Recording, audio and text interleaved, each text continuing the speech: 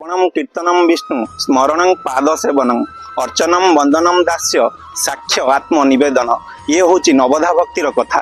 यही 9 प्रकार भक्ति मध्यरु यदि गोटे भी भक्ति आम आम जीवन में निष्ठार सहित पालन करवा आम भगवानंकर प्रिय हो पारिबा।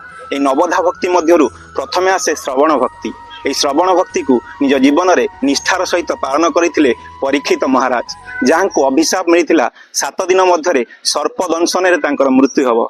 यही 7 दिन काल धरी से शुक मुनि भागवत महापुराण को निष्ठार सहित श्रवण करथिले एवं 7 दिन पर से भगवान विष्णुंकर गोलोक धाम को गमन करथिले। सेथिपई तो कहा जाए हरि नाम कृष्ण नाम आहा कि मधुर, जे प्राणी कृष्ण भजई से बड़ चतुर। हरिनाम और कृष्ण नाम को चतुर लोक माने जीवन में निष्ठार सहित भजन करिथांती, कारण से जानिचंती ए क्षणभंगुर संसार रे जेते समय आसीबो केवल हरिनाम ही विपद रे सहाब। जय श्री कृष्ण। हरे कृष्ण कृष्ण कृष्ण